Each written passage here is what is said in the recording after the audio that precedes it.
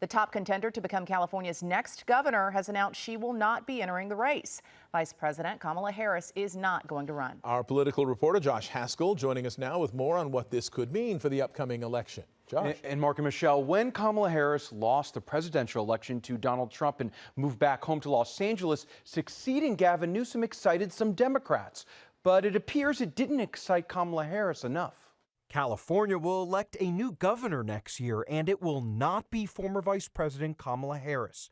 After months of speculation, Harris said Wednesday that for now, her leadership won't be in elected office. If she were to run for governor and she were not to win this race, right, that hurts her argument at electability come 2028.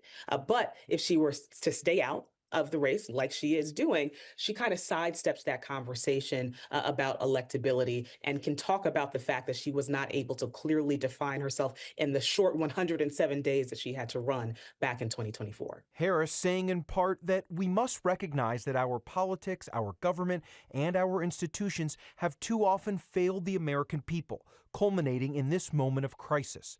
As we look ahead, we must be willing to pursue change through new methods and fresh thinking, committed to our same values and principles, but not bound by the same playbook. I do think that ultimately what we saw in this statement was really leaving the door open to 2028. If Harris ran, she would have been the likely frontrunner.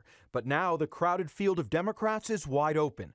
There's former Congresswoman Katie Porter, former California Attorney General Javier Becerra, Lieutenant Governor Eleni Kounalakis, former President Pro Tem of the State Senate Tony Atkins, former Mayor Antonio Villaraigosa, and on the Republican side, Riverside County Sheriff Chad Bianco and former Fox News host Steve Hilton. This is going to be a big shift away from, 8 years of Gavin Newsom as governor, and I'm not sure there's going to be a big shift in policy, but probably personality.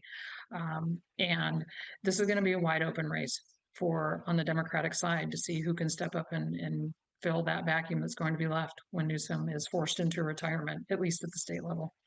And Kamala Harris not running opens the door for other candidates to jump in.